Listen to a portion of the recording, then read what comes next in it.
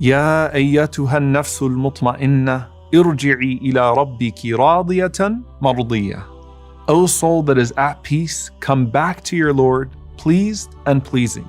We are pleased with Allah's legislation and we are pleased with Allah's decree. رضينا بالله ربا وبالإسلام دينا وبمحمد صلى الله عليه وسلم نبيا. We are pleased with Allah as our Lord, with Islam as our religion, and Muhammad sallallahu alaihi wasallam as our prophet. Have you been pleased with Allah as your Lord? Imam Ibn al-Qayyim rahimahullah says that throughout your life you have these 3 stages of tawakkul, learning to trust Allah. He says first you learn to trust Allah the way that one trusts his agent, where you still seek to assume control and you question your agent on every move. And then you learn to trust Allah the way that a child trusts its mother.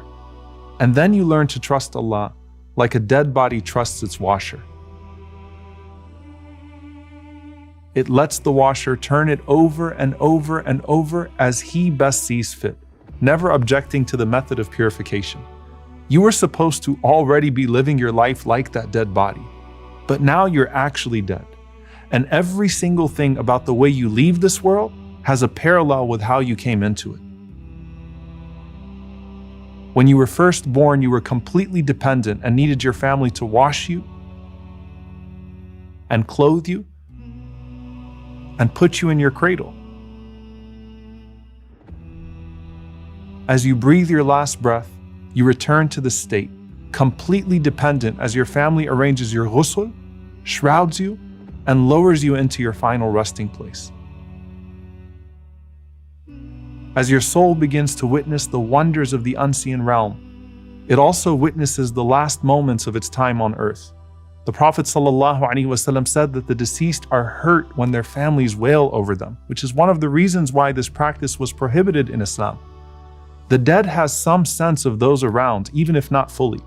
In one narration, though it has some weakness in its chain, إِنَّ الْمَيِّتَ يَعْرِفُ مَنْ يَحْمِلُهُ وَمَنْ يَغْسِلُهُ وَمَنْ يُدَلِّيهِ فِي قَبْرِ. Verily, the dead one recognizes those who carry him, and those who wash him, and those who lower him into his grave. And some of the scholars mention that an angel presides over your funeral in some ways just like your birth. Amr ibn Dinar rahimahullah said, ما من ميت يموت إلا وروحه في يد ملك ينظر إلى جسده كيف يغسل وكيف يكفن وكيف يمشى به فيجلس في قبره. That not a single person dies except that his soul is in the hand of an angel who observes his body, how it is washed, how it is shrouded, how it is carried, and then enters into the grave to make sure that it is buried properly. Al-Imam Abu al-Hasan al-Qabisi rahimahullah connects the narrations of the soul ascending through the heavens while still witnessing what is happening on earth. He says, for righteous souls, they will be told when they reach Allah, go and see your place in paradise. And so they will journey through paradise for the time that it takes for their body to be washed. Then if you are of the truly righteous, perhaps you will witness paradise for as long as you are being washed, which is one of the wisdoms of the ghusl.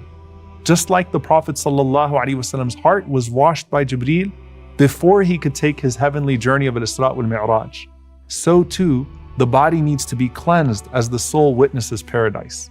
So the longer, the more thorough, and the more perfect the washing, the more time spent by the soul in the realm of the unseen, witnessing its wonders. And then once the ghusl and the shrouding is complete, the soul returns to this world. And at that point, it desires to be buried as fast as possible so that it can be free once again to enjoy the wonders of the barzakh. The Prophet ﷺ said, when the janazah is picked up and the men lift it onto their shoulders, if it was a righteous soul, it says, قَدِّمُونِي قَدِّمُونِي, hurry up, take me quickly, I want to enjoy my new home. And if it was not a righteous person, it says, يَا وَيْلَهَا أَيْنَ تَذْهَبُونَ بِهَا, woe to me, where are you taking me? And the Prophet ﷺ says that everything of the creation of Allah hears that cry except for the human beings around. And if they could hear that cry, they would faint. This is why the Prophet ﷺ encouraged the burial to be done so swiftly, أسرعوا بالجنازة. Hurry up with the burial. For if it is a righteous soul, you would bring it quicker to a beautiful abode. And if it is otherwise, it is an evil which you discard into the earth. So as you are being carried, you will hear the people talking about your legacy, comforting your loved ones based on the deeds you used to do in this world. You will hear them warn you. But if they say about you what is untrue of you, then the angels interrogate you. The Prophet ﷺ said that they would poke you and they would say, "Ahakadha kunt?" Were you as they claim you are? And right before your body is buried, as your janazah has been performed, I want you to imagine the masjid and then the graveyard filled with all of the people in your life. Some people you may have forgotten, some of them friends, a lot of them family, and maybe even some of those you didn't get along with, but they attended your funeral out of respect. All of them praying for your forgiveness before you go to your final resting place. Do you fear their witness, or do you look forward to it? And then finally you're placed 6 feet under the ground, and your loved ones bury you in this earth with the earth. Minha khalaqnakum wa fiha nu'idukum wa minha nukhrijukum taratan ukhra. From it you were created, and in it you will return, and from it you will rise again. You're buried facing the right side towards the Qibla, as hopefully you did all those times that you used to pray, and your heart always longing for the one who sent you here only after affirming to you that he is your Lord. And you're now about to be asked that question again. Man Rabbuk? Who is your Lord? But this time you know him. You know your prophet. You know your religion. Hence, Bismillah wa ala sunnati Rasulillah. The words you are placed with in the grave are in the name of Allah and upon the way of the Messenger of Allah sallallahu alaihi wasallam, the way of Islam. But it won't be easy when you're asked, which is why the Prophet sallallahu alaihi wasallam would finish burying someone, he would stand by the grave and say, "Istaghfiru li akhikum, thumma salu lahu bit-tathbit, fa innahu al-ana yus'al." Ask Allah to forgive your brother and to make him steadfast, for he is now being asked. And as everyone goes home, they now leave you to your new home. And the Prophet ﷺ said that you will hear the footsteps of every single person that came to your janazah walking away until the very last footsteps. And I want you to think about what that means. When you came into this world, your parents were in the hospital and they received you. The guests came and went, but you know who stayed? Your family.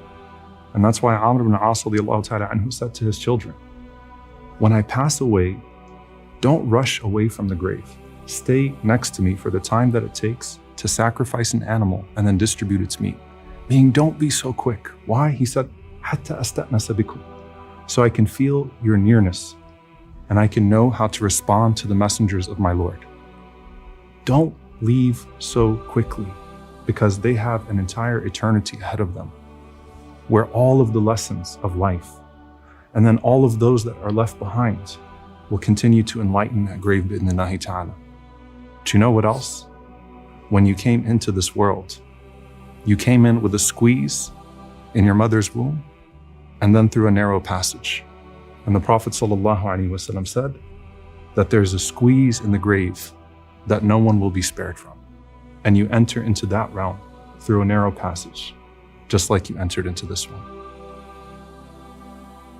The two angels come and ask you the only 3 questions that now matter about your life. Not about your possessions, not about who you knew, not about what neighborhood you lived in.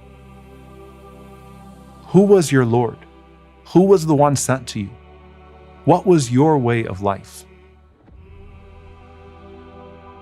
The crying stops, the footsteps fade, and you're left alone in your grave. Nothing is left to distract you. You have all the time in the world to reflect. What legacy have you left behind? Was your life worth living? Did you do enough to earn your soul a peaceful hereafter? Did you do enough when you could so that you can finally now rest in peace? إحالتك الأعمال على وجود الفراغ من رعونات النفس. Your postponement of deeds till the time when you are free is merely one of the delusions of the self.